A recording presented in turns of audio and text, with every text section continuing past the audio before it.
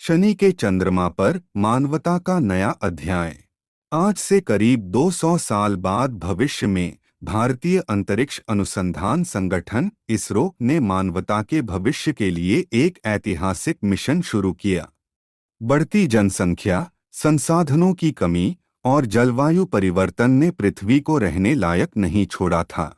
इसरो के वैज्ञानिक डॉक्टर आर्यन भारद्वाज, जीव विज्ञानी डॉक्टर माया नायर और रोबोटिक इंजीनियर अनिकेत सेन ने अत्याधुनिक अंतरिक्ष यान व्यास 1 के जरिए शनि के चंद्रमा टाइटन की ओर यात्रा की। उनका लक्ष्य था टाइटन पर जीवन की संभावनाओं की खोज और मानव बसावट की तैयारी। इस रोमांचक मिशन में वैज्ञानिक संघर्ष, अप्रत्याशित बाधाएं और मानवता के लिए एक नई उम्मीद की कहानी बसी हुई है। दोस्तों, पूरी कहानी जानने के लिए वीडियो के अंत तक बने रहिए। साल 2225।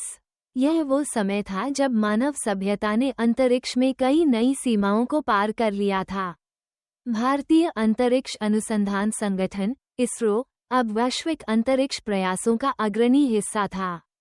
धरती की सीमाओं को पार करते हुए इसरो ने अंतरिक्ष में कल्पना नामक एक मेगा स्पेस स्टेशन स्थापित किया था, जो वैज्ञानिक शोध और ग्रहों के अध्ययन का केंद्र बन चुका था।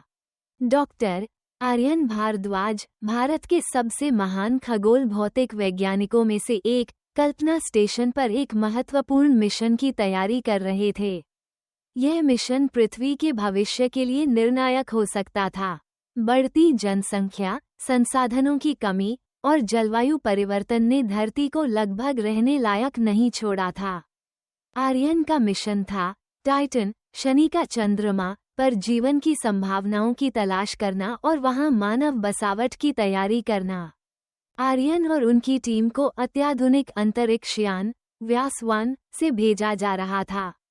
इस यान का डिजाइन इसरो की नई तकनीकी शाखा आकाशयंत्र ने किया था। इस यान में क्वांटम ड्राइव तकनीक थी, जो प्रकाश की गति के करीब काम करती थी।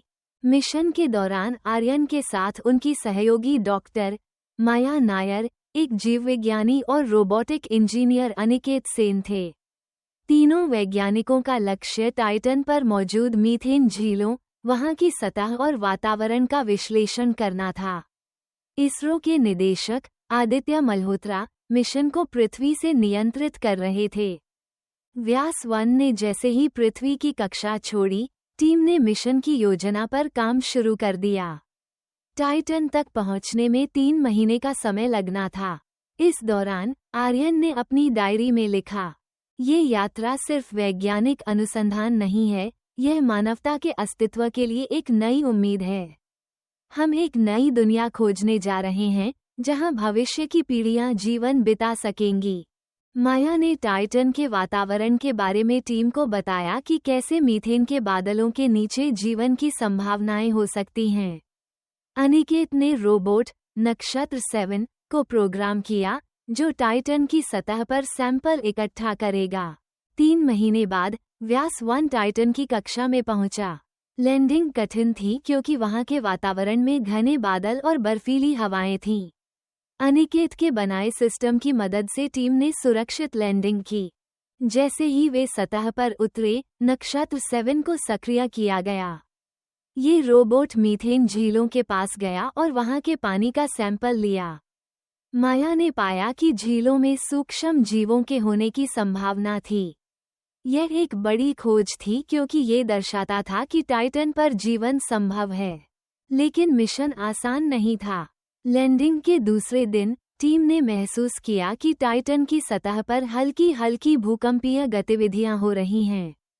इससे उनके उपकरण प्रभावित हो सकते थे। उसी समय व्यास 1 की संचार प्रणाली में खराबी आ गई। पृथ्वी से संपर्क टूट गया। यह एक बड़ा संकट था। आर्यन ने टीम को शांत करते हुए कहा, हमारा लक्ष्य सिर्फ जीवित रहना नहीं, बल्कि मानवता के लिए रास्ता बनाना है। हमें इस समस्या का समाधान यहीं ढूंढना होगा। टीम ने टाइटन पर बचे हुए संसाधनों का उपयोग कर उपकरणों की मरम्मत की योजना बनाई। अनिकेत ने नक्षत्र 7 के अतिरिक्त सेंसर और मॉड्यूल का उपयोग करके व्यास 1 के संचार एंटीना को फिर से सक्रिय करने का प्रस्ताव रखा। ये कार्य बेहद जटिल था और इसमें कई घंटों का समय लगा। इसी बीच माया ने झीलों के पास मिले अन्य सैंपल्स का गहराई से अध्ययन किया। उन्होंने पाया कि वहां की मिट्टी में भी सूक्ष्म जीव मौजूद थे जो ऊर्जा के लिए प्राकृतिक रेडियोधर्मी तत्वों का उपयोग करते थे। ये खोज और भी महत्वपूर्ण थी क्योंकि इससे ये सिद्ध होता था कि टाइटन पर न केवल जीवन की संभावना है बल्कि वहां के जीव वातावरण के कठोर परिस्थितियों के साथ तालमेल भी बिठा सकते हैं। 48 घंटों की कड़ी मेहनत के बाद अनिकेत और आर्यन ने व्यास 1 की संचार प्रणाली को पुनः सक्रिय कर दिया। पृथ्वी से संपर्क स्थापित होते ही निदेशक आदित्य ने टीम को निर्देश दिया कि वे सभी डेटा और सैंपल्स तुरंत भेजें। व्यास 1 से जुड़े सभी उपकरण सक्रिय हो चुके थे, लेकिन उसी समय टाइटन पर एक विशाल मीथेन तूफान आने की चेतावनी मिली। टीम को जल्दी से जल्दी सभी डेटा और सैंपल्स को सुरक्षित यान में स्थानांतरित करना पड़ा। तूफान ने लैंडिंग साइट को पूरी तरह ढक दिया, जिससे नक्षत्र 7 का संपर्क टूट गया। यह एक बड़ा नुकसान था, लेकिन टीम के पास पहले से इकट्ठा किया गया डेटा और सैंपल सुरक्षित थे। मिशन के 6 महीने बाद टीम ने टाइटन से वापसी की तैयारी शुरू की। व्यास 1 की क्वांटम ड्राइव ने उन्हें पृथ्वी की ओर तेजी से पहुंचाने में मदद की। लौटते समय आर्यन ने डायरी में लिखा, टाइटन ने हमें उम्मीद दी है। वहां जीवन के निशान, वहां के कठोर वातावरण में जीवित रहने वाले जीव और वहां के संसाधन मानवता के लिए एक नई शुरुआत का वादा करते हैं। पृथ्वी पर लौटने पर टीम का भव्य स्वागत किया गया। इसरो और अन्य वैश्विक संगठनों ने इस खोज को मानवता के इतिहास की सबसे बड़ी वैज्ञानिक उपलब्धियों में से एक माना। इसरो ने घोषणा की कि अगले 20 वर्षों में टाइटन पर एक स्थायी मानव कॉलोनी स्थापित की जाएगी। इसके लिए कल्पना 2 मिशन की योजना बनाई गई, जिसमें बड़े पैमाने पर उपकरण, निर्माण सामग्री और जीवन समर्थन प्रणाली भेजी जाएंगी। आर्यन, माया और अनिकेत को इस नई परियोजना का नेतृत्व करने के लिए आमंत्रित किया गया।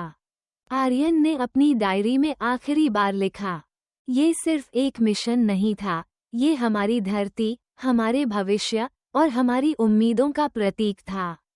टाइटन पर जीवन खोजने की यात्रा ने साबित कर दिया कि जब हम मिलकर प्रयास करते हैं तो असंभव को संभव बना सकते हैं।